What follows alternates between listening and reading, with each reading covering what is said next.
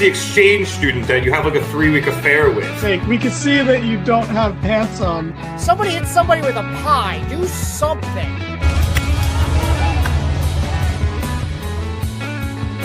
Giovanni yelling we're out of time as we go off the air. Giovanni yelling a lot of things tonight. And welcome to the Mark It Down podcast. Hello, everybody, and welcome to another edition of the Mark It Down podcast. My name is Nick Cummings, joined this week by James Asante. I am back following my, what was it reported as? I believe it was a quicksand incident. Yeah. We got worried. A whole lot of people were worried. Yeah, don't know who did that reporting, but they were right. I guess I got some leaks I got to plug. But anyway, we are back here once again to review AEW Dynamite. This was an interesting one. It had a lot of hype coming into the show, but James and I were talking about this before we came on. The order was a little weird, and because of that, we are going to start in the middle of the show, which saw Hangman Adam Page face off against Jon Moxley in a rematch from All In for the AEW Men's World Championship, with the stipulation that everyone was to be banned from ringside. And we say this was weird placement because this match started at 8:55 here on the East Coast, according to my clock, probably a minute or two behind because of the, I'm on the stream or whatever. But bit of weird timing, James. I know you wanted to talk about this a bit, to have this match in particular. It was your main event for your biggest pay-per-view of the year. Jon Moxley versus Hangman Adam Page. And you decide to put this on in the middle of your show. Like, I understand because of the way the rest of the story played out tonight that maybe you couldn't finish with it because you needed Hangman to do other things. But why not start the show with it? Why not have it be your first match of the night? Even if you do want to do that hype pack, that like promo package that they did in the beginning. Which was 5 minutes, by the way. It's crazy. So, like, I just don't know why you don't start the show with it if you're not going to have it main event. You didn't need you just needed Hangman for the end. And with the stuff with MJF, which I know we'll talk about, like, that didn't need to happen before the match either. So it's like, I really don't understand what the thought process was here. Maybe they were concerned, or were they going against anything tonight? Nothing big that I'm aware of in terms of sports. Obviously, it's just baseball right now. There's the Amazon game. I don't know that's the Yankees-Rays game, which is 4-4 in the 11th last time I looked, which made this a very risky jersey. But yeah, nothing like serious that I can think of that they would want to put this on at 9 o'clock unless there's something going on in terms of, cable TV or broadcast TV, excuse me, or, politically that I just have no idea about. But yeah, weird timing. Because I agree with you 100%. Like, they could have opened the show with this and had everything else play out, especially the MJF through line. This and then him confronting Hangman towards the end of it. They could have done all of that the same and had this open, and it would have felt like it was a more prominent spot. No, I strongly agree. And I don't want to take away from what was a fun match. I don't want to take away what was from a solid, strong Dynamite world title match because commentary said it. It's true. We don't get world title matches that often on Dynamite. It's eliminators. Yeah, we've gotten them, but they're not that frequent. So I don't want to knock the fact that we got one at all. I'm glad that, of course, Chicago would get it, but I'm glad the Chicago crowd got it. But just a very interesting turn of events, in my opinion. And I enjoyed the match. Like, just to get into the match itself, I enjoyed it enough. It's hard, especially as someone who was there at All In, to compare these two matches and these two experiences. Did you cover it at all? No, right? Go for it. I hadn't gone through it yet, but just one more thing on the timing, and we'll say hi to everybody officially in a minute. But Maria she thought the spot was perfect. I think my biggest, gripe with the timing of it was I knew it had to end at a particular point because there were still 2 more matches. See, I remember I asked you in our chat, like, is this actually going to go an hour or is this not the main event? What's going on? And when you told me all the other things that were advertised, there was a small part of me that was hoping they were going to pull a Cena Shawn and they not have them, not actually have them. And they just like, oh my God, we weren't expecting this match to go this long. And the only reason I knew not to expect that was because Toni Storm was advertised and they weren't going to give Toni Storm. But I was really, really hoping for that type of scenario. So it was just weird to me. But again, I feel like I'm nitpicking. Like, I don't want it to feel like it's a bigger deal than it actually is. But yeah, I would not have booked it the way they did tonight. Yeah, and again, we're not having any problem with the booking in terms of what happened in the match or the rest of the night. I thought the entire night was great. Just weird positioning on the card, I guess, for lack of a better phrase. Because I thought the exact same thing you do. I was curious to see if they were going to preempt everything else, but I was like, it's Toni Storm. They're not skipping her. Yeah. But before we go over the match, I wanted to officially say hi to Maria. Excuse me, $2. And say hello to You Know It, who told us that he hired extra AEW security to protect us. I very much appreciate that. Hopefully they can protect us from all that quicksand. Maria also said that Dynamite was awesome. You Know It saying that Sanford and Son is still a powerhouse in the ratings. Yes, it fucking is. That show is amazing. And he said the other AEW option here is to have it at the end of the show with 7 minutes left. And I thought it was possibly main eventing, but the way they structured the rest of the show, I agree with what James said. I think they should have had it at the top of the show and then let everything else pretty much play out the way that it did. But let's get into the actual match here because it was very, very good. We had some big spots with Moxley hitting a pile driver on the steps before we went into the only commercial break of the match, which I very much liked. And also we had Hangman hit a Deadeye on the announce desk when Moxley went for another pile driver over there. Moxley also hit another pile driver on the apron and then a got style in the ring. So just pile drivers left and right in this match. We also saw Hangman use some Bryan Danielson moves in this match, which I thought was cool. He both teased doing the stomps, but Moxley was able to counter that because Hangman was just, he was playing to the crowd a little bit too much. Yeah. And Hanger also used the labella lock, which I thought was very cool. To get to the end of this match here, after a Orihara moonsault to the outside, Hangman rolled Moxley back into the ring and went for a buckshot lariat, but Moxley was able to counter that.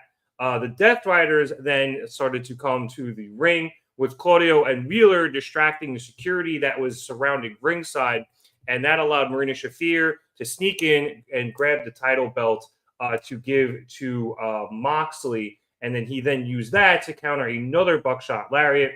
But I kind of skipped the part where Moxley attempted a death. All right, my bad. I fucked this up. Moonsault. Moxley countered the buckshot with a went for a Death Rider. Hangman countered that with a Deadeye, knocked referee Paul Turner over. Then the Death Riders came in. Claudio and Wheeler distracted the security. Marina snuck in, gave the title to Moxley because Paul Turner was down. Moxley used that to counter the buckshot lariat. And then as he went for the pin, Turner started to come to, did a very slow count, and Hanger was able to kick out. Marina is then thrown out of ringside, and she is physically removed by the security to get her over the barricade. And then they all start forcing the Death Riders to the back. And as they're doing so, Darby fucking Allin climbs out from a balcony onto the ledge of it and dives onto everybody, perfectly taking out all of them, security and Death Riders alike, immediately jumping up, just so hyped that he dove onto everybody, because I feel like if he goes too long without jumping off of something, he gets antsy. And he was so hyped and then just like ran into the back celebrating. That distraction allowed Hangman to gain the advantage as Moxley was like, what the hell went on? And as he went to attack Hangman, who was on the apron, Hanger hit a boot and then a buckshot lariat. But then he went for a Deadeye. Moxley countered that with a rear naked choke. However, Page was able to get that back into a Deadeye, and then Hanger followed it up with another buckshot lariat, and he was able to retain his title. So, James, this was a very fun match. Like I said, a lot of pile drivers, very hard hitting. And then the ending sequence there with we kind of had an idea that somebody was going to get involved. And while I think I would have liked it super duper clean, and no one actually getting involved, I thought this was a great way to do it. It was a very fun way to do it. And make Darby look like a beast. Yeah. And you have Hangman, I don't want to say legitimizing his title reign, because obviously he beat Moxley, but now he beats him in a straight up wrestling match. He gets 2 wins over Mox. That puts him out of title contention, and Hangman retains in a very, very hard hitting match. No, I again, it was tough for me, and I needed to clear my head watching this match because, again, I was at All In. I was in Arlington watching their unbelievable main events. So to compare these two was a little rough for me, but I still very, very much enjoyed this match, especially for what it was, which is a Dynamite, no special stipulation match, just a one-on-one match between these two guys. I liked it. I liked all the spots. I think they nailed everything they were doing. They were able to get a little extreme with it. They were able to get a little hardcore with it, like, the title belt, the steel steps, the table, all that stuff. So there were exciting spots in the matchup. I thought it was a little silly that the Death Riders still came out, just because the implication is it's no different than any other time that Mox is having a singles match, because they could only do it while the ref is distracted anyway. So there should have been some level of, if they come out, this is the punishment to, I guess, avoid that. But I guess they didn't want to avoid that. Automatic disqualification, that seems like it should have and usually is the punishment when somebody breaks the no one at ringside rule. But the ref was down, so he didn't see it. And that's when Tony Khan gets over the loudspeaker and says, "We see you. No, we see you. Got your ass." I would have actually preferred if they came out but didn't get involved. When Claudio and Yuta are, walking out and security sort of stops them, I would have just had Marino with them, and I would have had Darby do the dive right then and there, taking them out before they get involved. Yeah, like they get stopped before they can reach the ring. I get that they wanted the title the title shot spot, but we've seen it. I would have rather seen, Darby just didn't let that shit fly. I think that would have been a real fun twist on it. But, it is what it is. It was still very well done. Darby looked incredible. Hangman got a pinfall victory over Mox, which is important. He beat him. He didn't choke him out with a chain. There was no hardcore thing that gave him the win. It was Hangman Adam Page pinned Jon Moxley. Something that there aren't a lot of people on the roster who can say they've done that. So that's a big win. That's a big, big, big win. And yeah, I again, the placement of the match gave me weird expectations that maybe it would go the hour or however long, close to the hour. But overall, very enjoyable matchup. Yeah, I had a lot of fun with it, and kind of agreeing with Maria, like the Death Riders coming out is still a little lame, and I get it. It would have been, like I said, it would have been really cool if this was no Death Riders at all, or even like you said, James, they never got to the ring in the first place, which I think I would have enjoyed a little bit more. But we still get the clean win for Hangman over Moxley, and that's what this was really about. Yes, and he's once again able to overcome the nonsense of the Death Riders. But this time on his, I don't want to say completely on his own. Darby was there, but he was able to, in the ring, overcome, the Death Riders' interference on his own. So I think that's big for him. I think it's big for his character. And I think it's big for sending the Death Riders in a new direction, because now they have no claim to going for the title. That's another thing, too. I was really shocked that they came and went throughout them after this segment. There wasn't really any Death Rider stuff leading up to it, and there wasn't any Death Rider segments after. And I know we're all expecting something for Mox, like something big. Like obviously his next thing is going to be Darby. It's going to be Mox and Darby, and that makes sense to me. But I was just shocked that there was no follow through at all. It makes him feel almost slightly like an afterthought. And I know we're moving forward from the Death Riders in the world title scene, but we can't pretend that Mox is just going to go away either. So I was a little surprised. There was no follow-up. Yeah, I am 100% expecting some sort of follow-up either over on Twitter, where they post a lot of stuff following Dynamite, or perhaps even tomorrow night on Collision, which is live, and they'll have you do something where they tape them after the match tonight and then show it tomorrow on Collision. So I think there will be follow-up. It's just they didn't do it tonight because they do that a lot with the Death Riders, where the Death Riders will do some heinous shit, and then you'll either see it on Twitter or over on Collision. So yeah. I would imagine that's where you're going to want to look if you want to see that stuff. Hitting the comments really quick. Saying AEW needs new security. The snipers took them out. And James, I think Daniel Hernandez would like you to read this comment. Well, I have to specifically call him Dan. And the next comment says either of us could read this comment. But but I fell in the quicksand last week, so I'm requesting that you do it. Fair enough. Mark it down.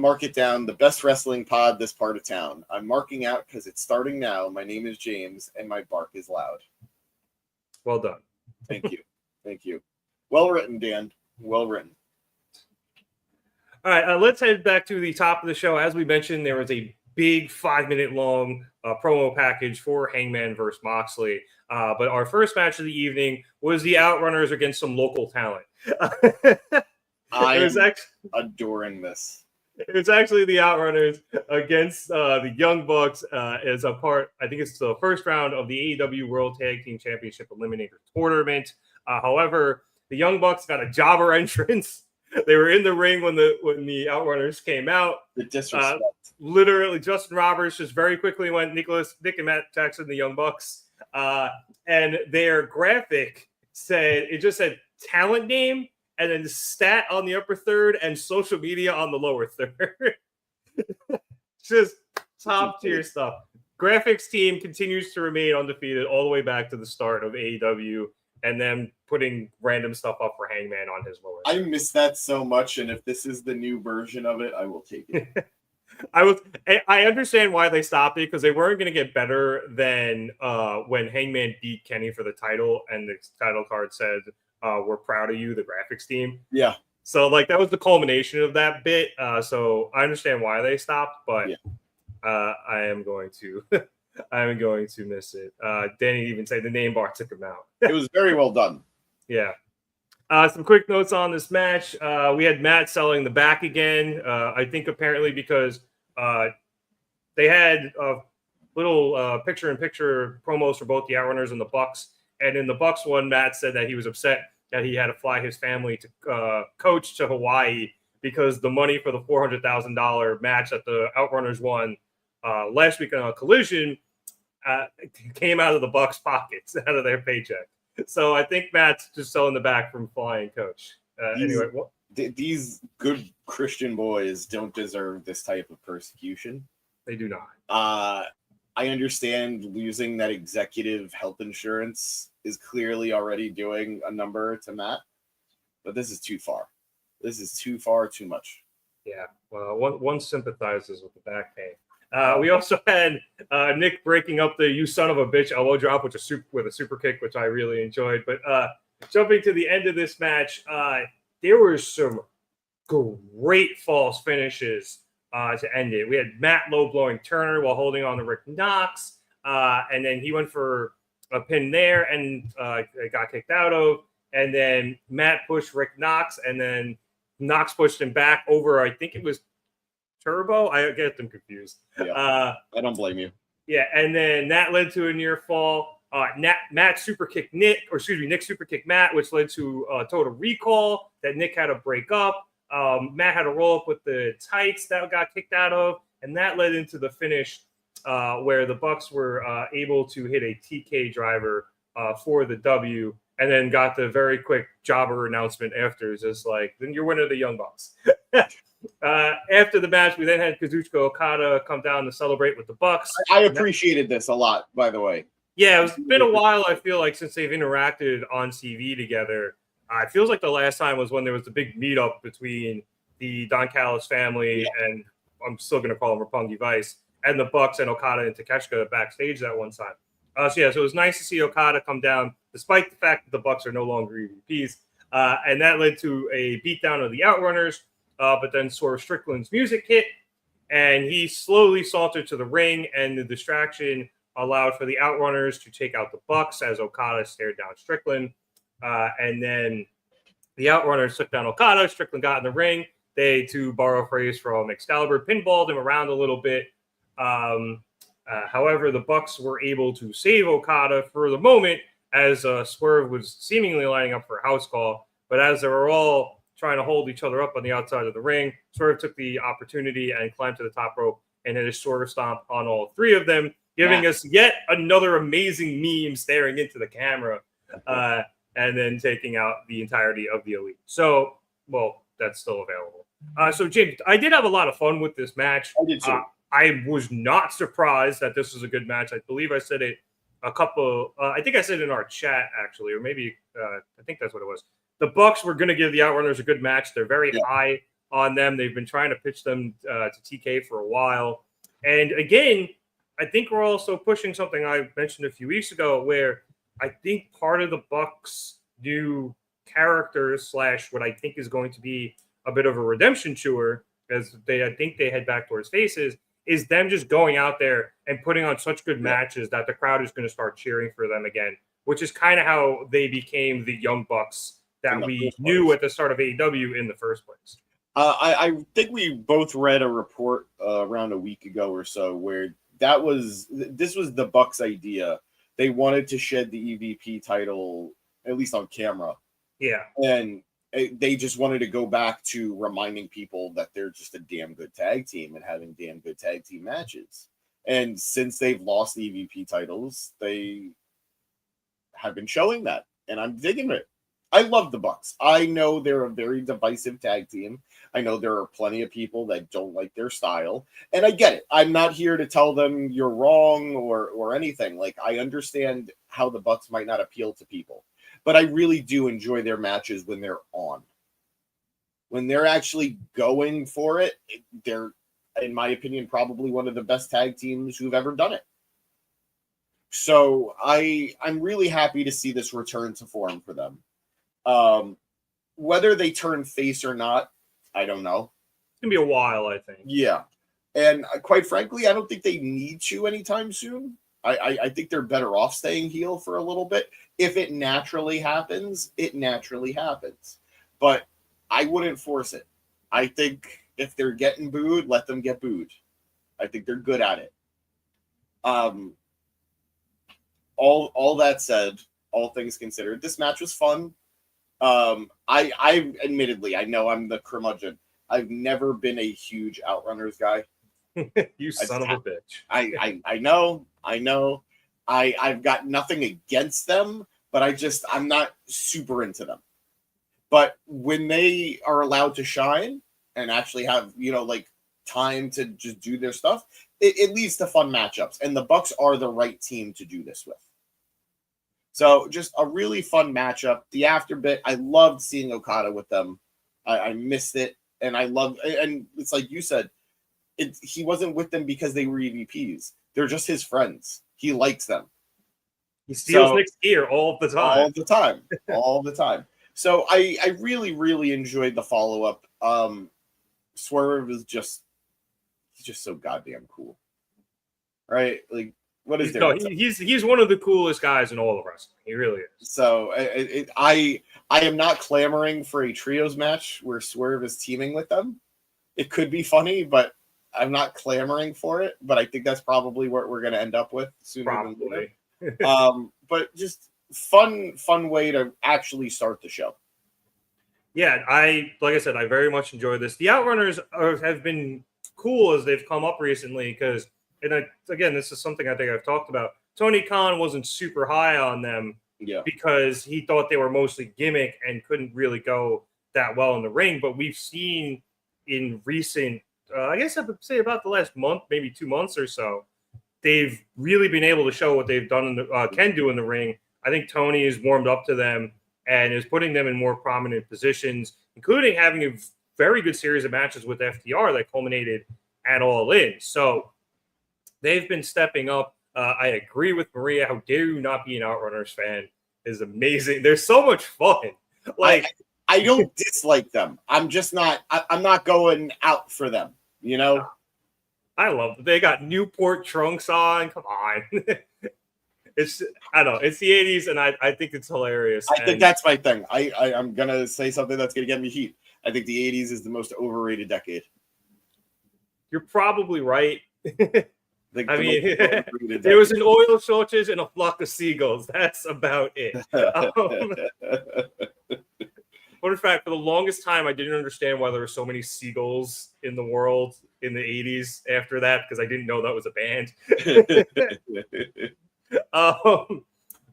But yeah, no, I think it's really funny because like they were doing the 80s shtick, and I always think them making fun of that's funny, but now they're backing it up with ring work, and that's why I'm really getting much higher on them than I even was to begin with, because they were just a meme. Now they're a good tag team. Yeah, well, and I think that's a big deal. One more note on the Bucks before we get into the comments. I feel like they've slimmed down a bit more. Matt, they really definitely slimmer, and they're looking more like they're the junior heavyweights than than from when they moved up into the heavyweight division. Yeah, no, I agree. They look good. They look really good. Yeah, and I don't know if that is a product of them. Maybe like they're going to go in the ring more and they're going more for cardio instead of bulk, or they just wanted to switch it up. Maybe it's easier for their bodies, whatever it is. Like they've trimmed down. Like they're still ripped, but Matthew especially, whatever, he was much bulkier during their run, their previous run, and they definitely slimmed back down to their junior heavyweight size. And I think that's going to be good for them in the ring, because I think they're going to be able to do a lot more of their flippy shit, which I have missed. To get into the comments, Maria saying that Okada versus Swerve is going to be great. I'm very much looking forward to that match. I know you are too, James. Yes. That's going to be a lot of fun. Danny saying that he never heard the report about the Bucks wanting to give up the EVPs, so James is just making that up. It's possible. I don't even know anymore. No, I read it as well. There was an actual report. Maria is saying that she doesn't understand how people hate the Bucks style and that they are better as heels. It's the Jim Cornettes of the world and his flunkies. They consider people like the Bucks, especially, kind of a lot of times guys like Kenny and maybe not Kenny as much, but like Will Ospreay and Ricochet. They consider them spot monkeys, and they just don't like this style of wrestling. It's just old man yells at cloud type bullshit. Yeah, absolutely. Like, I understand if it's not your favorite type of, or style of wrestling, but you can't deny how good the Bucks are. You can't deny how good Will Ospreay is, how good Ricochet is, and so on. So if you don't like it, I get it, but if you think they're bad, you're just wrong, objectively. Danny saying, I don't think the Bucks can ever fully turn face again, and they probably shouldn't. It's for the best. And again, if they do, I don't think it's going to be for a very long time. I think, as you said, James, it's going to be something that has to happen naturally. And I think it's just going to, come out of them just having banger match after banger match, which they've been doing so far. Yeah. And it's saying that you're crazy, James. The 80s had the best horror movies, metal music, and porn. I can agree with like 1.5 of those things. Horror movies, absolutely. Although they really benefited from the push from the 70s. But anyway, porn, too much. I'm fairly certain my parents are going to watch this, so I can't say anything. But metal music, not my thing. Not my thing. There was good metal in the 80s. I'm sure. Just not my thing. Yeah. The clap was flipping me off. Good reference. Everyone always forgets the second half of that. All right, let's move along here. After this match, we went backstage for what was to be an interview with Mark Briscoe, and MJA asked Mark about MJF, which leads to Mark immediately asking Renee in a bit of an aggressive way if she's seen him around backstage. However, before she can answer, Ricochet interrupts with GOA and tells Briscoe that he needs to focus on him. Otherwise, Briscoe will be walking around in a pool of his own blood like he did at Double or Nothing. Briscoe tells Ricochet that he's a different man than he was then, as he is now on a warpath. He's going to deliver an ass whooping to Ricochet, but it'll only be half of what he delivers to MJF. And when he said that, really glad I didn't talk about 80s porn now. As Briscoe started talking about MJF, he looked back at the camera and again started ignoring Ricochet. That leads one of the members of GOA, forgot which one, I'm sorry, to start snapping at him to get him to start paying attention again and telling him to respect Ricochet. And then Ricochet said, it doesn't really matter if Briscoe's a different person because there's no way that Briscoe beats him tonight. After that, I think we went to commercial and then came back, and we were sent backstage with MJF, who talked a bit of shit about having the contract, whatever, before turning around and attempting to go in the locker room of the Hurt Syndicate, saying that he was going to go and solve things. But when he knocked on the door, Shelton Benjamin answers, and he comes out closing the door behind him. Max is very glad to see him, saying he's sorry for Bob's actions last week. But now that Bob isn't here, MJF says he, Shelton, and MVP can all talk this out and get everything straightened. Shelton then cuts him off, saying MVP isn't here either, as he is embarrassed and disappointed with what MJF has been pulling. Benjamin then asks MJF for the time, but Max says he doesn't know the time because he gave Shelton his watch. And Shelton pulls it out, saying it's one of the nicest watches he's ever seen that came from Temu. He then chastises MJF for thinking that they wouldn't know it's a fake, telling him that they knew what he was really about after they realized it wasn't a real watch. And the only reason MJF was allowed into the Hurt Syndicate and didn't get the shit kicked out of him was because MVP stuck his neck out for him. Shelton then suggests that MJF leave before he's left lying in a pool of his own piss, telling MJF he's out of the Hurt Syndicate as he gives Max the thumbs down. MJF tries to get a word in, but Shelton slams the door in his face, and that leads to MJF getting upset and shoving the camera away from his face. So, James.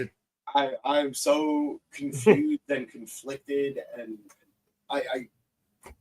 why? So, there are two ways this can go, as far as I'm concerned. This is all a misdirect, a way of confusing the fans, and then the Hurt Syndicate actually end up helping MJF take the title off of Hangman. Or it's legit, and MJF is going to help FTR take the tag titles off of the Hurt Syndicate. And we're going to get like a Pinnacle reunion. Now, I don't know how I feel one way or the other. I think them splitting up so quickly over nothing feels just awful. It feels like fake, James. It's not nothing. When you're right, you're right. But it just feels like he joined the Syndicate in May, the end of May, and we're in July. And it took a while for him to join the Syndicate. So it just feels like a giant waste of time. I saw one person have a good comment, and I think it's fair that the Hurt Syndicate, despite technically being heel, consistently get baby face reactions. Yeah, because they are really fucking cool. and maybe Toni is tired of fighting upstream against it, and he just wants to turn them face. And you can't do that with MJF, so you gotta split them up. So I get that logic, but I still feel like there were better ways of getting there. I still feel like there were more logical ways of getting there. And even if that was the way of going, you could have slowed it down just a little bit to pay off the story a little bit more. And again, I feel like there is going to be payoff soon. But it was, to me, this was super fast. I think we got maybe one trios match out of them. Yeah. So off the top of my head, yeah. Because it was the first one where MJF came out in like MVP's type of gear with his his letters on the back. So I think I agree. I think there is a possibility of a third option where MJF actually has to like earn their trust, which is going to be even more difficult this time. We went through that already. Yeah, but I do kind of like the idea that Max has always been the type of person to manipulate people and try to get one over on them by seeming like he's nice, but then really pulling a fast one and doing things like, giving people fake watches or whatever it is. And I do kind of like the fact that he kind of finally got called on his shit for the first time, like really got called on it by people who were just smarter than him. And it was kind of a thing where you have MVP sticking his neck out with, like Shelton said, and trying to actually give him a chance. And then as MVP said, even before Max joined, he was just like, look, if he fucks up, then we throw him out and you know what we do after that. So they kind of laid the seeds for this. Did it go very quickly? I agree. I'm a little surprised it happened so fast. But I'm liking the way they're doing it. Maybe not the timing itself, but I am liking the way they're doing it, even though they have to kick his ass at some point. I'm happy that you're enjoying it. I thought even last week when they were like, Bobby was just annoyed with him because he was talking shit backstage. That's why we're splitting them up. I don't know. You're right. They set the seeds for it that Bobby never really wanted him in the first place. I know that. MVP planted the seeds too with being like, we'll just get rid of him if we have to. I just feel like after everything we went through, it would have been nice to see like actual dissent.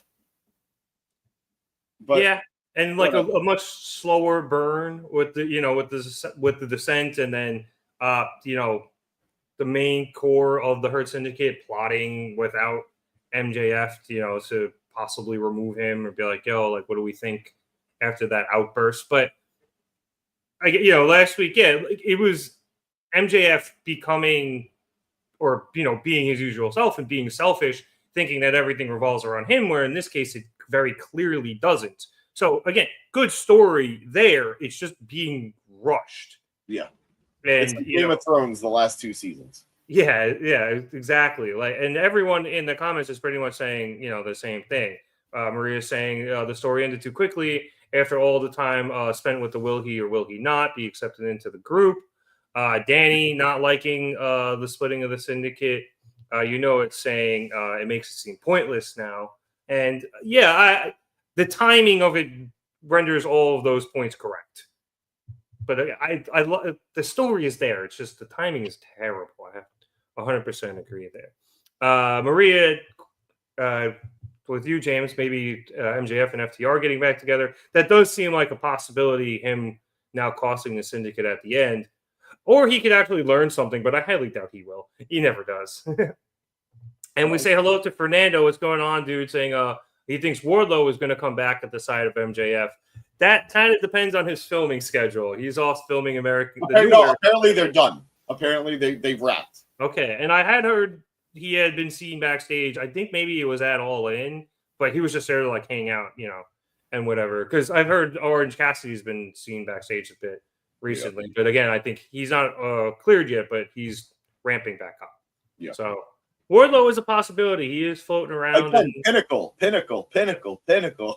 I'm here for it. Yeah, and we know MJF had some past dealings with Stokely as well. So, excuse me, Big Stoke. So I also think getting in the ring with someone like Bobby would do great for Wardlow. Yeah, going against a big man of that size, that speed, that intensity, I think you could learn a lot from him.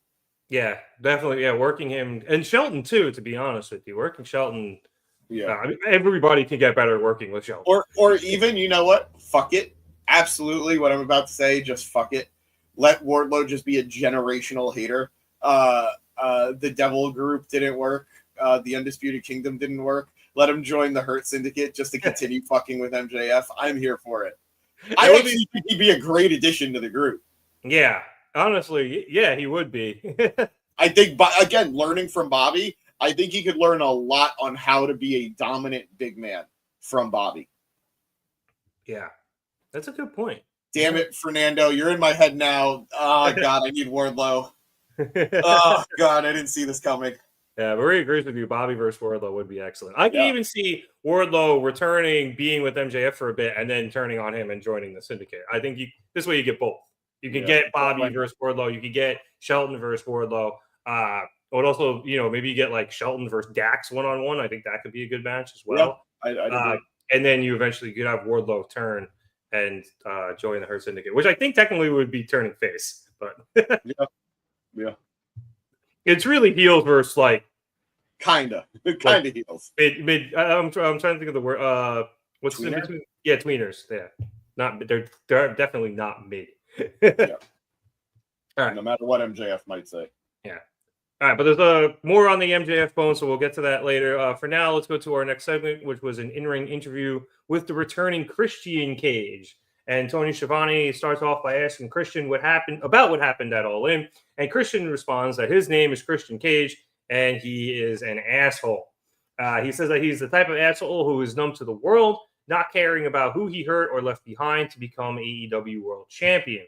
And when he cashed in his contract, he hit a picture-perfect spear, but for one split second, he saw a glimpse of his past and became an asshole with feelings. And that ended up costing him. And then that led to his family questioning him. And then eventually Nick, Wayne, and Kip Sabian turning on him, which he's annoyed at, not because they did it, but because he feels they haven't earned the right to do so.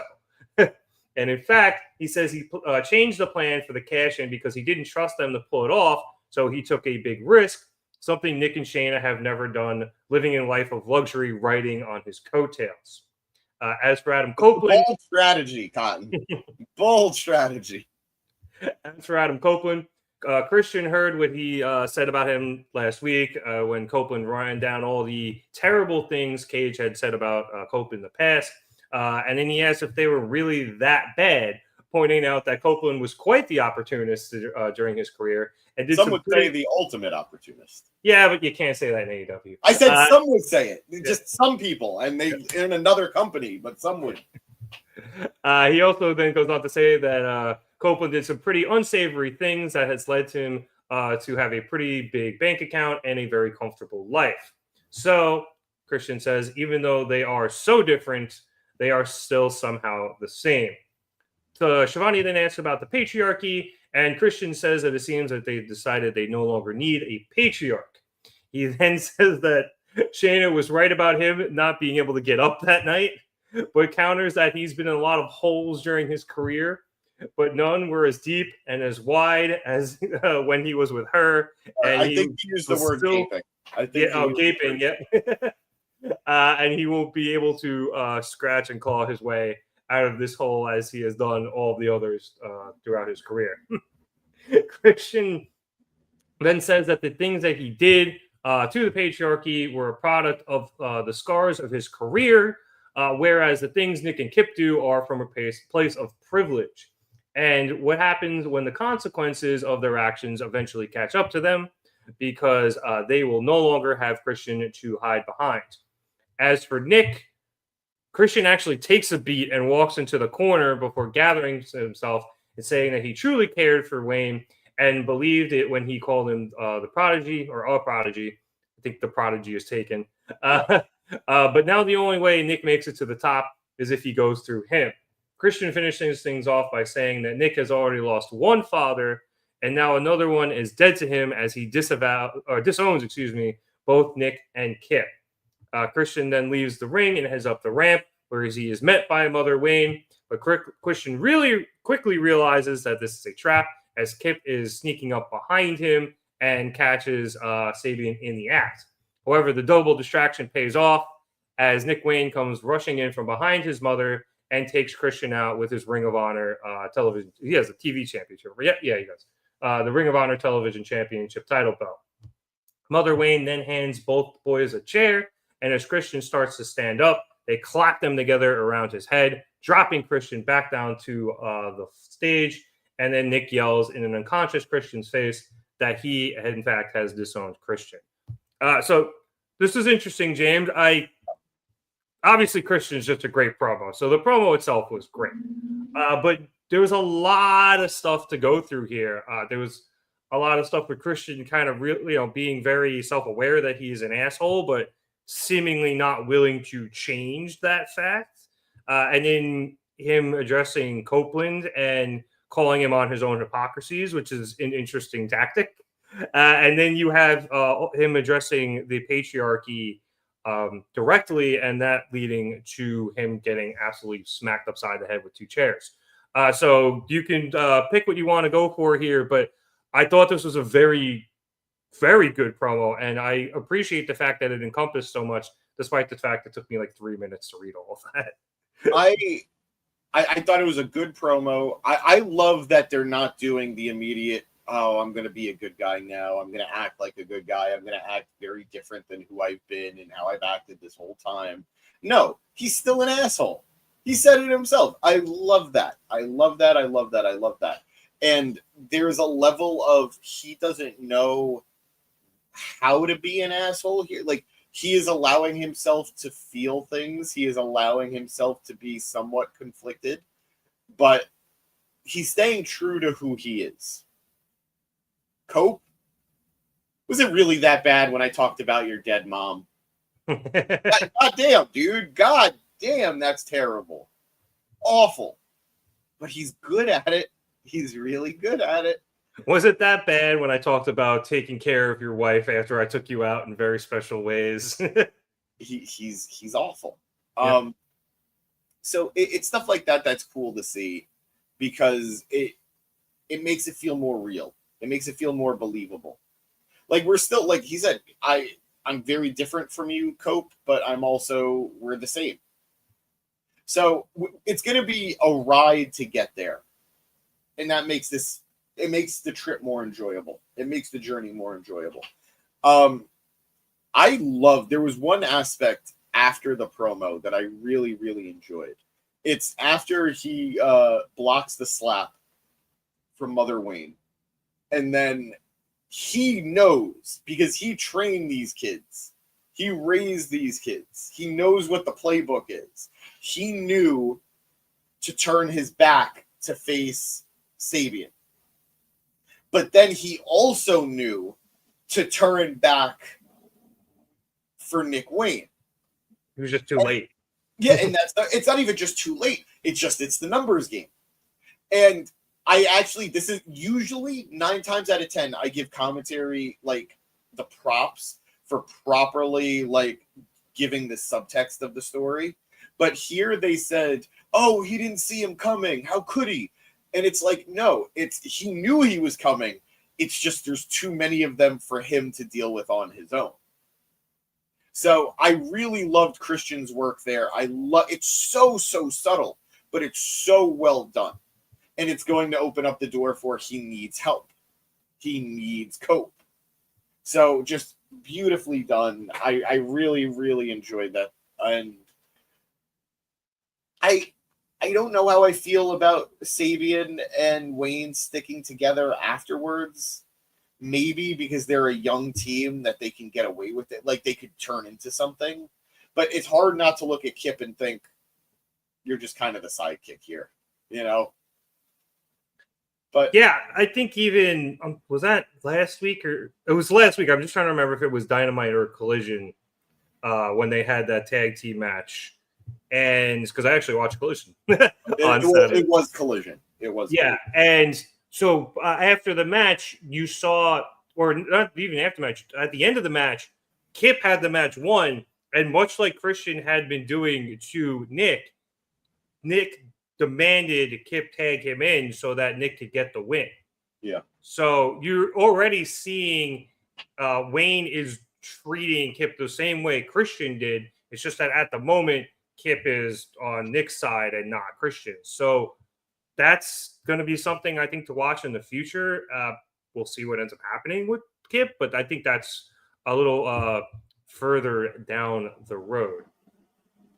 I think the only thing, James, I didn't like about this segment is there were multiple points during it where Christian paused. I don't know if somebody was I didn't want to say it. I didn't want to say it, but I agree. Yeah, I don't know if was chirping him. Like the first time, I was like, all right, I guess somebody chirped him, but he did it thrice. Yeah, and the third time, I didn't hear anything from the crowd. I didn't hear anything from the crowd any of the times, and usually the AEW mics end up picking up the crowd pretty well. So yeah, it was him saying, "I'm trying to conduct business," which I always like because he always does it when people are booing him, but he did it when it was almost completely silent, and I think it kind of threw off the pacing of it a little bit. But it did lead to the meme, and we can't play it because we're going to get killed, of him saying, for one split second, I came, and then he stopped right there because somebody had called him out. Yeah. And so that's going to be a meme for a while. So we got 2 memes out of this episode, which was nice. But yeah, other than that, I completely agree with Maria. This is a great promo and segment. To hit some other comments, Christian has never been wrong from Danny. We know that. And to that point, an a-hole speaks the truth whether you want to hear it or not. That's also true. Good point. Danny saying nobody needs Cope, and I'm sorry, buddy. It's coming down the pipeline. It just is. You're gonna get that. And actually, because now that I'm thinking about it, I think you're right about MJF joining FTR because then they win the titles, and eventually you get Cope and Christian versus FTR for the titles. So I think you're right. I'm also unashamed in saying I like Cope. I don't need as much Cope as we often get, but I like Cope. I'm not ever really upset seeing Cope. I'm still very much enjoying him. I can see why people were getting annoyed during that first one where he really wasn't putting too many people over. But I enjoyed the latter 2/3 of his feud with Moxley, which was cool. And I still enjoyed his matches, even though he wasn't really putting guys over too much in terms of like letting them win. But I've enjoyed his time in AEW a whole lot. So yeah, his AEW run is leaps and bounds better than his WWE run. Oh yeah, 100%. The only good thing he did in WWE was rerun. Yeah. His comeback run was allow Judgment Day to turn on him. Let's see what else we got. Danny saying Kip is the sidekick. That's exactly why he's still there. It is 100%. You know it with a bonk saying he'd be Penelope Ford's sidekick. Fair. I get bonk.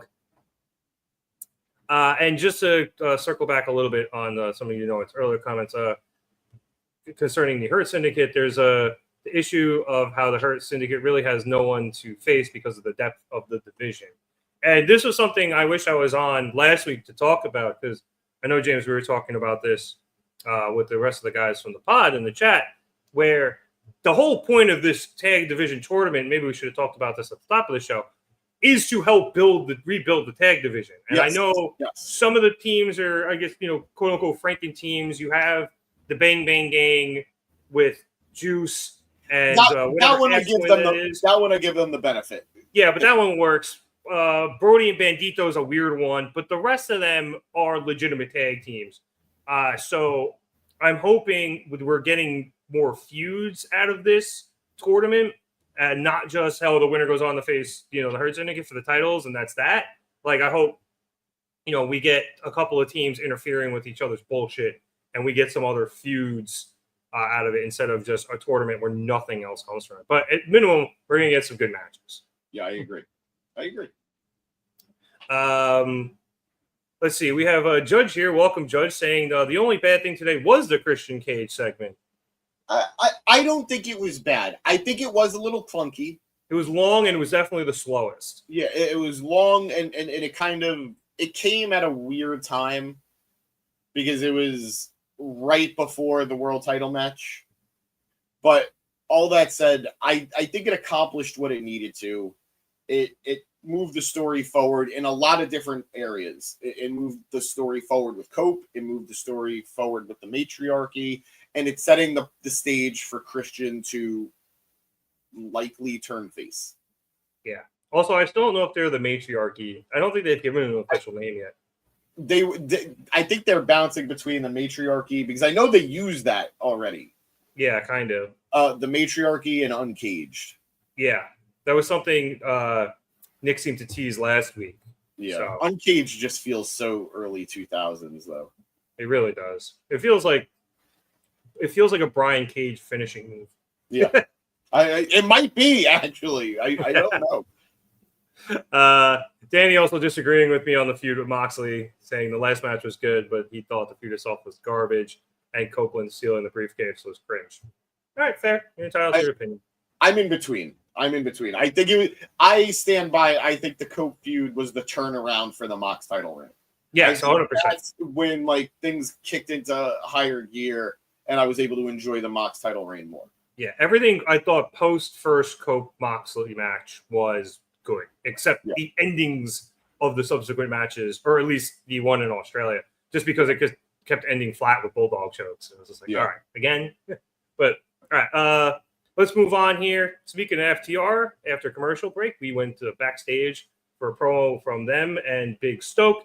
As Stoke dishes out some bullshit, first saying that Copeland has been banned from the building both tonight and on Collision tomorrow night after what he did last week, hiring the Hurt Syndicate to beat the shit out of FTR.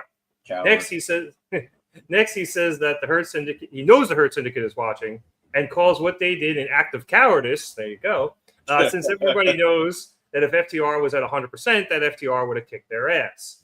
And finally, he says that the Bang Bang Gang, or the mishmash of Bang Bang Gang, that they'll be facing tomorrow in the tag tournament are good, but they're not FTR, whom he calls the greatest tag team alive today. As Stoke finishes up, the Young Bucks come into the locker room, and everyone's all kind of like, oh, hey, it's our old friends / rivals. And Cash says that he's happy to see that the Bucks won tonight and are starting to find their groove again, with Dak saying that they hope to see them in the finals. Two teams kind of just shake hands from there, and then FTR leaves, but Stoke sticks behind and asks the Bucks if they really aren't the bosses anymore. Matt and Nick are like, yeah, and Stoke pretends to hit them and yells at them and tries to scare them, and the Bucks are just kind of like, okay, and then Stoke laughs at them and picks up his crutch and pretends to hollow off again. What a damn which leads to Matt yelling that everyone is so damn fickle around here in AEW. That led into the world title match, which we already discussed. And then following the world title match, we had a quick video package for the Dustin Rhodes versus Kyle Fletcher Chicago Street Fight for the TNT Championship tomorrow night.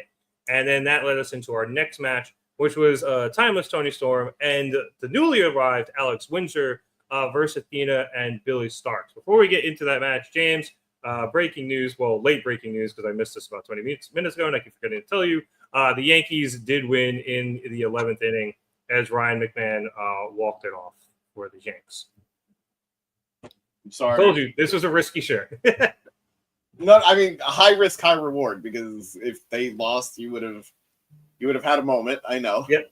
Yeah. Well, I mean, it's also a Wade Boggs jersey. R.I.P. So. Yeah, R.I.P. I don't have a beer. I got a salsa, but it's bad luck to cheers with water. All right. Anyway, let's get into this match. I'll just jump very quickly to the end where after a German suplex, Toni went to set up for the hip attack on Billie. And as Billie was in the corner, Toni was facing the wrong way and playing to the crowd. That allowed Athena to sneakily tag herself in and then duck down lower than the ring and sneak over to the opposite corner as Toni came in for the hip attack. Toni then went to follow that up, but as she did so, Athena was up on the top rope and hit the O-face on Toni, pinning her for the win. And then after the match, Athena rubbed her contract in Toni's face as Starkz tossed WIndsor into the barricade on the outside. But James, considering the spot they were in following up Hangman, I very much enjoyed this match. And having now watched Alex Windsor both tonight and last week on Collision, I like her a lot. She is. They're doing a great job of warming her up to us. Yeah, she's very good in the ring. She's both able to, fight, as a bigger, stronger wrestler while still being very athletic in the ring. So she can do both, the power moves and the athletic stuff. And she already has great chemistry with Toni in terms of doing shtick. Them dancing and then going into the tangoing into the corner and hitting the double boot onto Billie and then bowing and curtsying to each other. Already top tier. Toni's already kissing her during her entrances.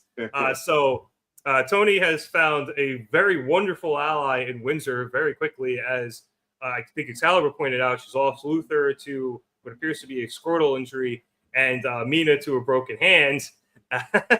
So did you say Squirtle, or did someone else? Did he say Squirtle? I said scrotal, and I believe I heard Squirtle. Squirtle. I believe that Excalibur described it as, quote, the bottom falling out, unquote. He hasn't. No one's directly said that's what it is, but it's been heavily implied. Either way, WIndsor has been a great teammate for Storm. As you said, it's helping warm the crowd up to her very quickly at that and her in-ring work as well. But on the other side of things, great win for Athena and Billie here as the Ring of Honor champ and the current #1 contender to the AEW Women's Champion pins the AEW Women's Champion. Yeah, no, it's a big moment. I'm loving Athena in this spot. It's great to see. She's earned it. She's absolutely earned it. She is one of the few talents left that are believable that could take the title off of Toni. I'm a little concerned that she got the win here because the rules of opposite momentum. But granted, we're not at the title match yet, so there's some time. I'm not too worried. But yeah, it's cool to see, especially because as we read earlier, I don't know if you saw, Producer Boy threw it in our chat a little earlier. Apparently, many of the women got hurt in that gauntlet match in Texas. So the fact that we are now seeing some faces being thrown in to pad out the division, happy. Very happy. Obviously, terrible circumstances, but happy to see. If I'm Will Ospreay, I'm going to be really concerned that Toni Storm is going to steal my woman. And, I just keep your... I mean, I've seen that Will does the Mercedes dance, so maybe this is Toni getting back at him for that. But what? I didn't know Alex was with Will. Yeah, they're engaged. Oh, okay. I didn't realize that was the missus that he's always. Yeah, that's the missus. Very so talent runs in that family. Yeah, a very talented couple. But yeah, super fun. Really enjoyed it, and they were in an unenviable spot of being after a very poorly placed title match. So good job on all 4 women. Want to go to the comments real quick? Don't know about you. I was heading there. I was looking for something, and that's why I was a little distracted because you were mentioning all the women getting hurt in the Casino Gauntlet. And I don't mean they got hurt. Yeah, well, that leads me to Fernando's comment about the women's tag team division. Coming. We got a report today from Fightful where Tony Khan said that they do have the plans for that division, but it is on hold after the injuries in the Casino Gauntlet match that James just referenced. And just to run down a few people who are hurt, you have Jamie Hayter. Obviously, she's been out. Thunder Rosa's taking some time off due to injuries as well. We then had Penelope Ford apparently had gotten hurt on Collision before All In. Mina broke her hand in that match. You had Red Velvet. She's been hurt. She got hurt at CMLL, which she had to vacate her title. I believe that was the ROH Women's TV title. Which is crazy because Mina won it, and now she's hurt. So yeah. I don't know what they're doing with that. Harley Cameron's still out despite the fact that she was able to make her appearance at All In. You saw Ruby working her way back, from her pregnancy for whenever she gets back. You have people like Shida, who's apparently stuck in Japan with visa issues. That might even be the case for Rio as well. I am going to butcher her name. Suri, the woman from Stardom who debuted in the Gauntlet match. Yeah. She's also hurt. She did the Gauntlet match as she's kind of on a bit of a expedition at this point away from Stardom, but she said she had to get the surgery before she could start working in America for a bit. So there is a lot of injuries in the women's division, and that is why the women's tag title plans are on hold at the moment. They are coming. I saw somebody get judged here saying that the belts have been made. So it is going to be a thing. It's just we got to wait for the division to get healthy, which is crazy considering it's still pretty deep. Yeah. You still have a lot of women. I get wanting to start with your best foot forward, Exactly. And producer boy did make a good comment in our chat earlier that he thinks that probably whoever got hurt was going to be part of the winning team. We haven't seen Penelope Ford's hurt. Maybe she and Megan Bayne were going to be the inaugural, or at the very least in the finals of what I would assume would be a tournament, which makes me wonder if this men's tag team tournament only happened as a replacement for the women. That's possible. That's a good point. Because it did come out of nowhere.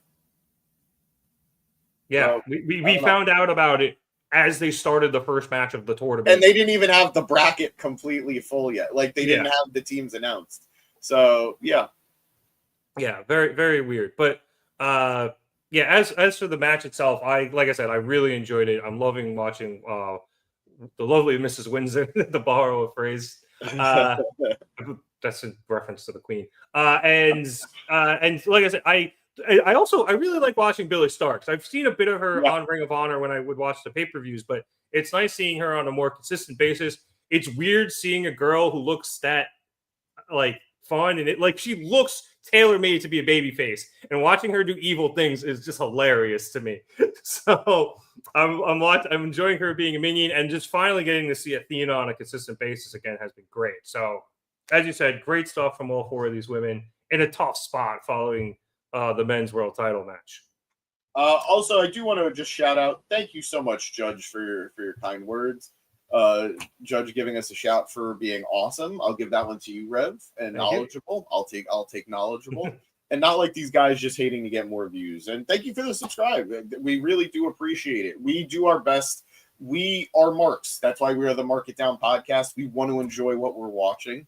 And for the most part, we do enjoy what we're watching. So we want to spread the love. We want to spread the positivity. Welcome to the party and enjoy with us. All right. Thank you, Judge. Yeah. Welcome in, man. Appreciate you, you being here. And yeah, like James said, even if we don't like something, we're at least going to explain with reasons why instead of just, being assholes about it. Exactly. Yeah. To get to some other comments here. It's saying, don't forget the fact that Luther is out, or he maybe got kidnapped by the CEO to be brainwashed. That would be interesting. I hadn't heard anything about that, but it would be fun. Maria saying Alex and Toni had great chemistry. It looked like they'd been tagging for years. It wouldn't surprise me if they had tagged before in the UK at some point or another. But yeah, no, they have great chemistry. Like, it's not even in the ring, like I said, with shtick as well, because they were hilarious tonight. Some other stuff. Judge saying that he thinks Monet and Harley could win the tag title belts. Would be kind of funny. I think they'll win them at some point. Yeah, they have to win them together at some point. They were too much fun together, and they would be a great odd couple tag team. I don't know if they're going to win the inaugural titles, but I can see them winning at some point. And as it points out, that would mean more of the puppet Mercedes, which I am absolutely here for. Oh, no, please, you go first. Oh, I was just going to say, Maria advocating for Anna Jay and Ty Mello to be the first tag champs. I think a lot of people are going to advocate for Stat and Willow. Yeah. We got to get there. I have Ty and Mello in my top 5. I'm trying to look for it. I had a perfect rundown of how I would have the women's tag titles go. I put it in our chat a little while ago, and I can't find it. Yeah, I will buried at this point. Yeah, oh my god! But there are so many deserving women, and as you described, Rev, a very deep division. So I would love to see. One, I cannot wait for the belts to happen, and two, I would love to see those belts be defended quite regularly amongst a very, like we said, deep division. Yeah, you can even bring up a new team in the Triangle of Madness, which we'll talk a little bit about more in a bit. But you can have Julia and Sky win the titles and have Tekla go for either the TBS or Women's World Championship, and actually have a women's stable, no less, with multiple titles, which would be pretty cool. So you got that option as well.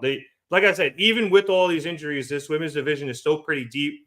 I think, like you said, James, they want to have almost everybody there to do this tournament. I agree. And I think they just need a few more teams to actually make it a deep enough tournament for it to look, not even to look, but to be awesome. Yeah. So I'm very excited for when that does come around. And it also, I think it gives time for the Stat Willow stuff to marinate a bit more before they come back around. Because that's going to happen. It has Yeah, to. no, it has to. It should. It should. Yeah. It absolutely should. All right. After this, we went to commercial and came back to an interview backstage. Actually, no, this was right after the match with Hangman Adam Page. The Willow interview was after the commercial. Anyway, as Renee asked him about how his first title defense went, MJF immediately interrupts before he can answer, sarcastically congratulating him before trying to goad Hangman into giving him a title shot, calling Hangman out for saying that he is a coward. When he only wants to allow MJF to challenge for his world championship on Hangman's own terms, and saying he remembers when they had a real fighting champion in Swerve Strickland. Hangman immediately knows what MJF is doing, and he's like, you're not going to goad me into giving you a title shot. There's a long list of guys who want to challenge for the title, so MJF, you either have to earn your shot or execute your contract, as it's the only way you're going to be able to go after the title. In fact, Hangman says he is more likely to give a title shot to a guy he respects like Mark Briscoe. So he tells MJF that his first step is going to have to be fighting and beating Briscoe. Hangman then says he's noticed the Hurt Syndicate isn't around, and he's starting to wonder why he isn't just beating the hell out of MJF right now. And MJF, realizing the position he's in, quickly leaves, and we are left with a very frustrated and annoyed Hangman who just hates being around Max. I made it my lower third, I think, last week while you weren't here. But my lower third said, Hangman's kind of hot, isn't he? Yeah. And, like, the answer to that is duh. Yeah, right? Like, this is hot. This is a confident man, and I am here for it. Yeah, it's nice seeing Hanger be, like, not only confident, but he's got much more of an edge to him than he did in his first title run. And he's, again, even more comfortable with himself than he was in his first run. So, I'm very much enjoying this Hangman character at the moment. And he just hates Max. I mean, everyone hates him, but he's got a particular level of hatred for Max. And just their interactions every time are always great. MJF has been calling him Seabiscuit since the beginning of AEW. Oh, and the he's fact consistent with all of his names. Yeah. So, Seabiscuit for Hangman, Dictator John for Mox. Yep. Now it's Mascot Mark for Briscoe. Yeah. I'm sure he has more that are, like, consistent that he's used from the get-go. Yeah, well, he hasn't really interacted with Briscoe too much, but yeah, he's been calling him a mascot since they've been. No, I mean, I'm sure there are other nicknames for people that he has that he's been consistent with. Yeah, Dictator John, I think, came about in the pandemic era. Yeah, when during the first title match. Yeah, yeah, and he was doing the democracy gimmick in the lead up to that. So, and it's funny enough, because it came back around, and considering Moxley's title reign, it worked very well. So I'd agree. Great job out of him. Maria quickly saying that MJF versus Hangman at Forbidden Door. I wouldn't think so. I would probably venture a guess that we would get a New Japan guy against him at Forbidden Door. Plus, I don't even know what to expect from Forbidden Door at this point. Yeah, it's really hard to predict because they're doing the G1 right now. Yeah. Everyone in New Japan and Takeshita are wrapped up in that at the moment. So we don't really know what's going on. And Gabe Kidd's hurt. And I imagine he factored big into the plans for Forbidden Door. And if he's out, I imagine that changes some stuff. So we'll see what happens there. But I know a lot of people have been pushing for MJF against my man from Mystico. Yeah, that'd be cool. At Forbidden Door. And I think that would be a great match. People have been pushing for hair versus mask. I think there is no way in hell that happens unless Mystico is losing, because MJF already went to Turkey and he is not losing that hair. Too much. He spent way too much on that. That man is a movie star now, and he is not risking that. Yeah. I don't blame him. Yeah. Maria also saying that Hangman's first run was booked mid. Yes, we have been over that numerous times, and it got derailed by certain Chicagoans, but Yes, it wasn't booked the best. Fucking Colt Cabana. Poor Colt got jumped the other week Yep. for no reason. Payback. Moving on.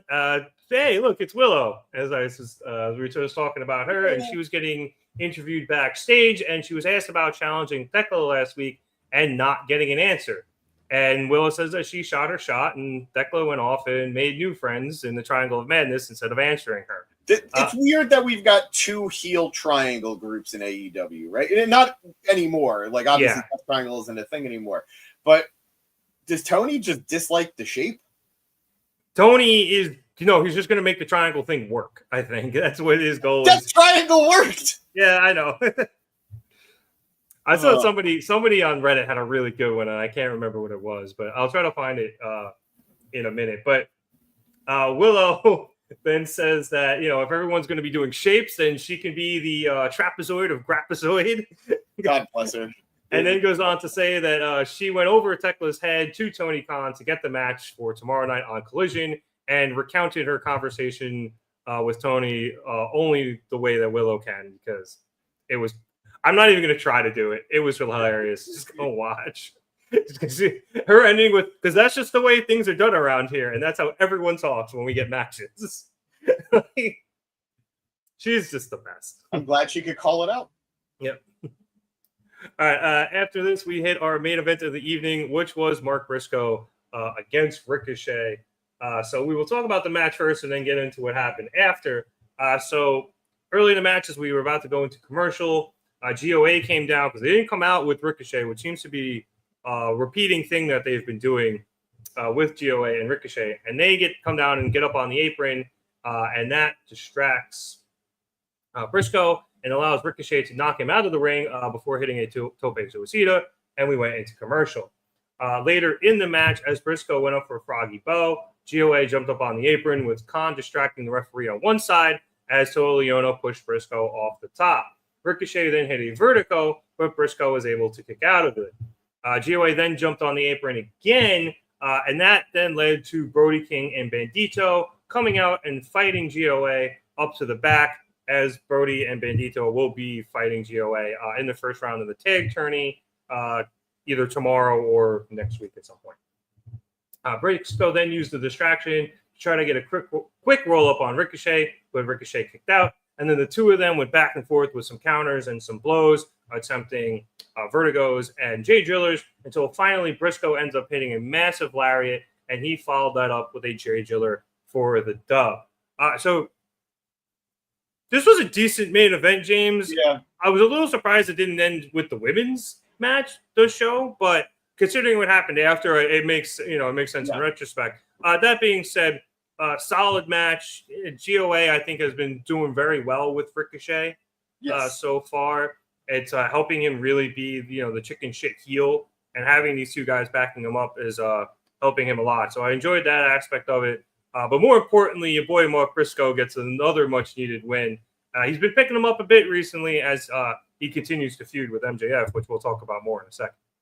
I think they wanted to probably send the crowd home happy, and even though I don't think anybody dislikes Athena, Toni losing is not the fun way to send the crowd home. So a Mark win was a nice way of doing it, especially with what came afterwards. I'm just glad he got his win back from Ricochet. And Ricochet is one of those guys that, as the type of heel that he is, he could eat these losses and it won't really matter. He shouldn't be eating loss after loss, but he could have these losses and it won't kill him.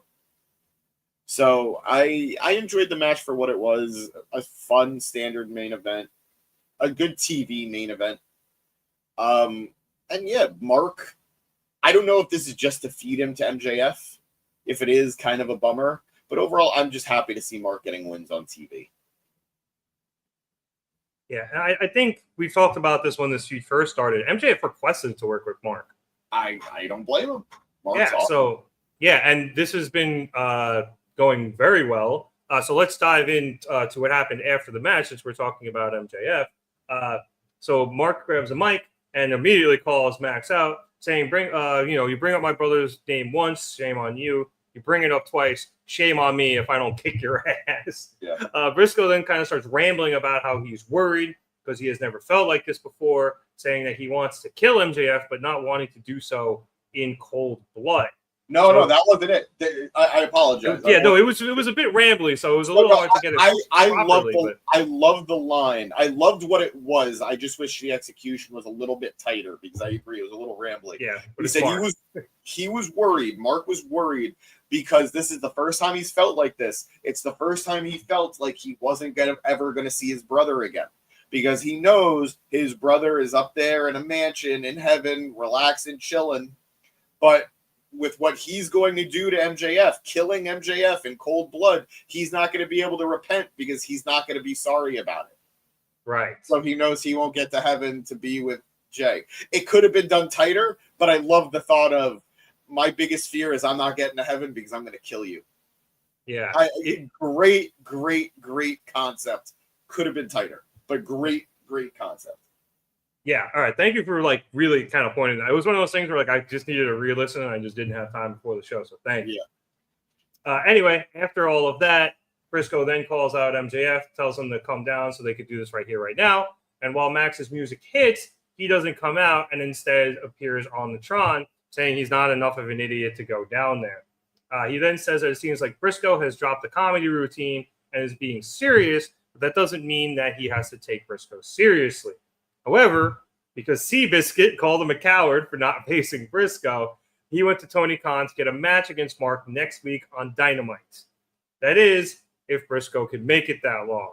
Max then disappears off the screen. Briscoe turns around and turns right into MJF, rushing up to him and kicking him square in the dick. That obviously drops Briscoe to the mat. And then Max takes off his dress shirt to reveal an MJF did nothing wrong t-shirt before returning to his beatdown of Briscoe. Eventually, Max gets up. He pulls out the Dynamite diamond ring. But as he's putting it on, Hangman's music hits, and he makes his way to the ring. MJF attempts to meet him at the ropes as Hangman is climbing up onto the apron. But Max gets a big boot for his troubles. And even though Hangman is setting up for a buckshot lariat, Max falls right back into the waiting arms of Mark Briscoe, who attempts to hit him with a J driller. However, MJF is able to wiggle his way out of there, rolls out of the ring, and full-on sprints his way back up to the top of the ramp. He and Briscoe jaw-jack a little bit before MJF leaves, and then Hangman and Briscoe share a brief moment before Hangman leaves from the ring, and we go off the air. So I like that we're kind of wrapping this up next week, or seemingly wrapping this up next week with Briscoe. It's been a nice little mini feud if next week is certainly the end. But like Mark said, and you thank you for detailing this better than I was, he is in a much different spot than he was a few weeks ago before MJF brought up his brother. We've been seeing a much, I don't want to say comedic, but definitely a lighter version of Mark Briscoe, especially with stuff like with the conglomeration and the word of the day. And during that time, he had been eating quite a few losses, but last few weeks, he's been, almost rabid. He's won a bit more. And now we have seemingly the culmination of their feud next week on Dynamite. I like that MJF addressed it too. It's like, did you drop the comedy bit there a little, Mark? Getting a little serious, and he is, and it works. And he's a character that can do both. He always has been, going back years with his brother. Jay was always the scary one. Mark was always the funny one. But just because Mark was the funny one didn't mean that he couldn't kick your ass, that he couldn't get scary, that he couldn't be serious. So this is just Mark being Mark and showing us what we knew about him, which is he's so multifaceted and he's so talented. I was looking it up because I've been following the Briscoe brothers since the early 2000s. I've been watching these guys for years and years. And I just looked it up. Mark is only 40. The teeth don't exactly help. The teeth, the gray beard, all that don't help. But he's also been around forever. Exactly. I've been watching them for close to 20 years. Yeah. So they started very young as well, the brothers. Yeah. If I remember correctly. Because AJ Styles is mid 40s, if I'm not mistaken. And they were starting in Ring of Honor, maybe even before Ring of Honor, but like AJ was like Ring of Honor early TNA, and they were starting, and they were like 5 years younger. AJ's 48. Yeah, So yeah. they're even. Yeah, I guess I don't. Was Jay the older one? Like, Yes, Jay was a year older. He was probably 5 years. Okay, yeah, so he was like 6 or 7 years younger than AJ, and Mark is like 7 or 8. So yeah, but that's how long they've been around. They've been around forever. So it's really cool to see Mark in this position. I see Maria saying that it's good to see Mark winning in huge spots, and Mark is having a Ron Killings moment. I'm here for it. I thought the peak, I thought the ceiling was the Ring of Honor title. When Mark won it, that was the culmination. And in a lot of ways, it was a culmination of a lot of things for him. But I very much think an AEW singles title run is in the cards. I don't know what belt it is. I'm not saying it's a world title. I don't want to go crazy, but like I think he could win the TNT title. I think he could win maybe the unified title. But I will ride with him for as long as I can. I was gonna say, I'm trying to think like down the line of okay, who gets what where, because I could totally see Kyle winning the TNT title next week, or not even next week, tomorrow. And making a point that it is live tomorrow. Yes, it is. Good call. Yeah. So I can see that happening. Briscoe is at least a worthy contender for Kyle. I think they've worked together a couple of times already. Yeah. Actually, no, they already had that big feud. Yeah. So I forgot they had a series of like 4 matches or whatever. So you could run that back if you wanted. But yeah, I definitely see him getting a singles title in AEW at some point.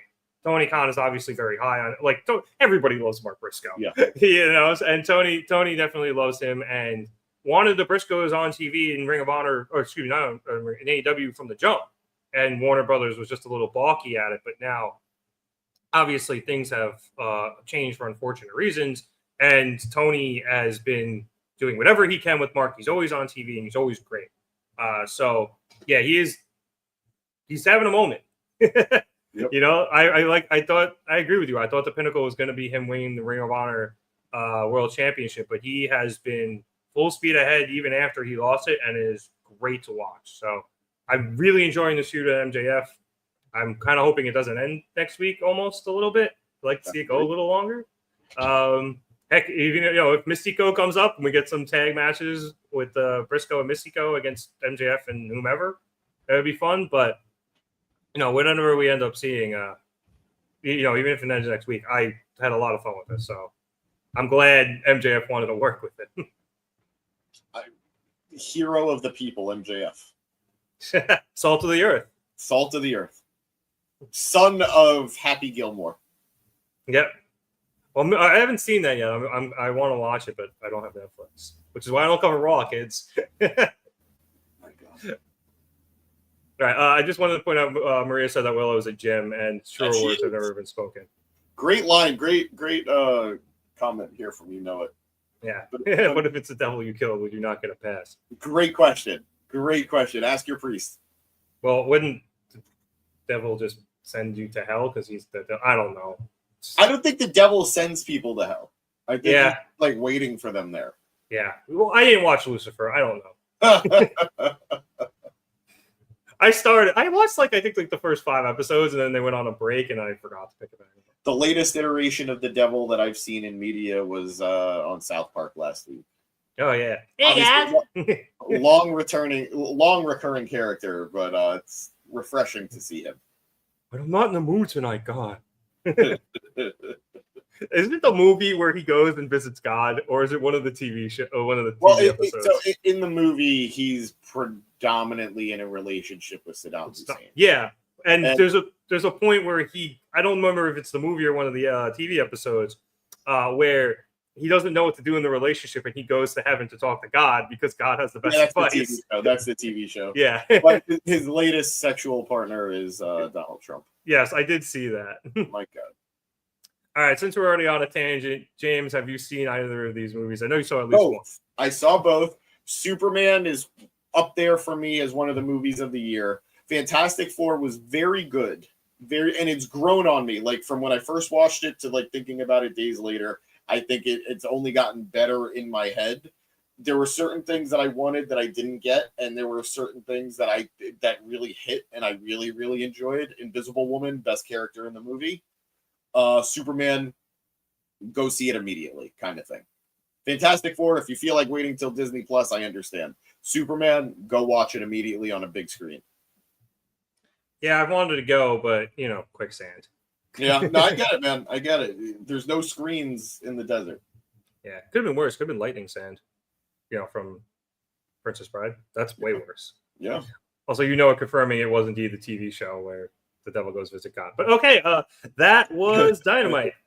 So, James, our quibbles with the placement of the world title match aside, this was still a very good episode of Dynamite. I think it was predominantly dominated by the world title match, but everything around it was very good. I liked we had multiple through threads that came together at the end of the show.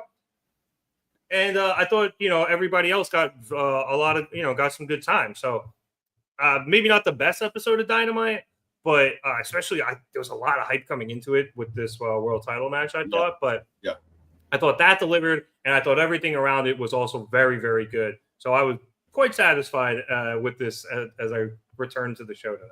No, I'm inclined to agree with you. Maybe an unpopular opinion, although I know a lot of people were bitching about it the first week. I am happy to see them leaving that arena. I think it was a really fun arena. I thought it was a really fun building. I think it led to a really great entrance from Mox in the match with Hangman, and some just good entrances in general and some good vibes. I think all the Death Riders had cool entrances. Claudio's the other week was dope. Toni got to be up in the balcony as well. Like there was a lot of fun stuff they were able to play with in this venue in Chicago. I'd be happy to see them go back, but I'm never crazy about any place running the same venue, especially one so distinct, like 3 weeks in a row. I know AEW kind of deals with the residencies a little bit. Like I know they did it in Texas, and I think they did it in Florida. But I'm happy to see them going to a new crowd who's going to have. Again, I feel bad saying it, although it is Chicago, screw Chicago wrestling. But they were passionate. They were loud tonight, too. So it's just, sometimes it's nice to see things be freshened up a little bit. But good show, good overall everything, other than, like we said, the mix-up as far as I'm concerned with the world title match. But I think AEW, I had a friend tell me today, I really want to get back in AEW because it feels like everything's just working right now. And I told him, I said, yeah, this is a great time to be into AEW. And we're doing this without Kenny, without Ospreay, without Adam Cole. So it's all those guys missing, and it's still a good show. Yeah. And, we talked about all the injuries on the women's side, too. So, and that's what's so great about AEW. Like, when it's clicking, even when people are out, I think they've built enough top people where you can have a couple of them go down and you don't really feel like you're still missing people, like you're missing them on your screen, but like you don't feel like you're missing anything in terms of like, you're getting ripped off on star power or quality of promos or matches, because AEW is just clicking on all cylinders right now. So I agree. And it's been awesome. Two things before we hit the exit here.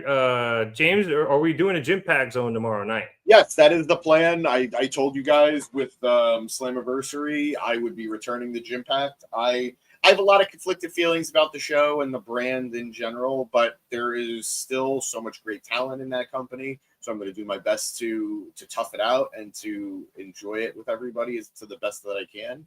So yes, that is the plan tomorrow. I will see you guys tomorrow. And yeah, I plan on, I'm lazy, so I apologize, guys. I plan on putting out a video, not a live stream, but just a quick video on my thoughts with with TNA and WWE, the partnership. I've sort of hit a boiling point with it. And I feel like there's just a lot of conversation that needs to be had. So expect that soon. I would agree. Did you see NXT last night? Santino against Ethan Page? And I said last week, because they had promoted the match going into it, I'm glad that Santino lost. Because if he's the first person to take an NXT title over to TNA, it means nothing. It means nothing. We all love Santino, and he's doing great in TNA, and he's been doing great in TNA. But he is, to many people, always just going to be former WWE guy Santino Marella.